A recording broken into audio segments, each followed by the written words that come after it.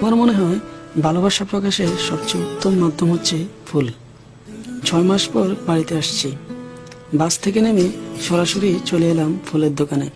অনেকে হয়তো বুঝতেই পারছেন ফুলের দোকানে কেন এসেছি। তোকে দেখেছি আমি হঠাৎ করে, তবু বলি এতদিন পর এসেছি, সর্বপ্রথম তার সাথে তো দেখা করতেই হবে,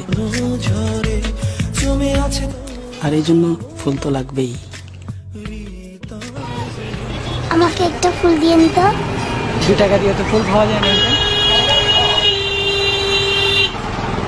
আচ্ছা, তোমার নাম কি? শাহজাহান সাফা। তুমি কোথায় থাকো? কার জন্য নিবে?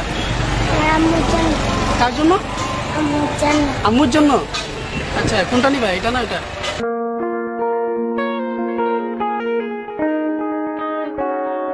পিচিটা সত্যিই তো অনেক কিউট। সে 2 টাকা নিয়ে এসেছে ফুল কেনার জন্য, তার মাকে ফুল দিয়ে বলে। কিন্তু 2 টাকাতে গিয়ে আর ফুল পাওয়া যায়?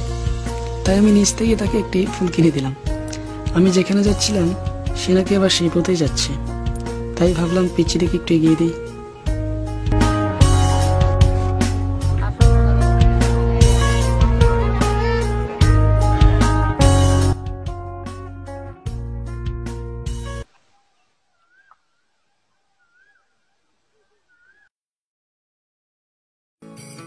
হ্যালো, কতক্ষণ ধরে ওয়েট করতেছি? 1 ঘন্টা হয়ে গেল তো, আর আসতে এতক্ষণ লেট লাগতেছে।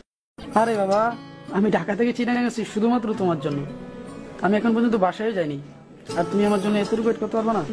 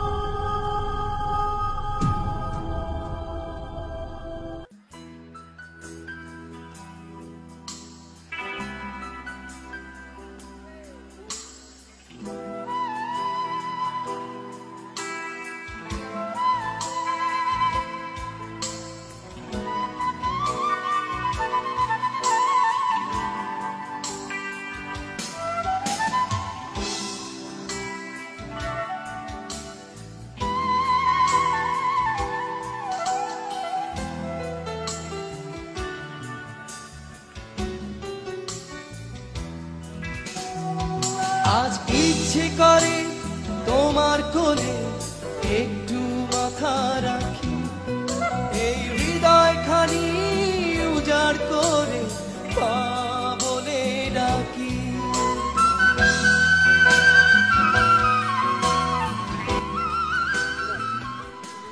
এখন আসতে পারবো না, সরি।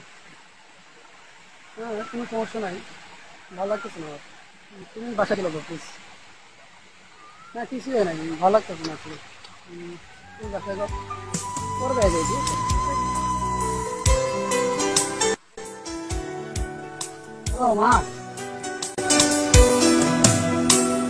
আজ আমি বুঝতে পারলাম যে আমি কতটা লাকি। এরপর থেকে প্রতিবার যখন বাসায় আসবো, অবভিয়াসলি আমি প্রথমেই আমার মায়ের মুখটিই দেখতে চাই। আকাশে তারায় তারায় যায় যোজনা, ঝিরি ঝিরি কাপন তোলা উদাসী হাওয়া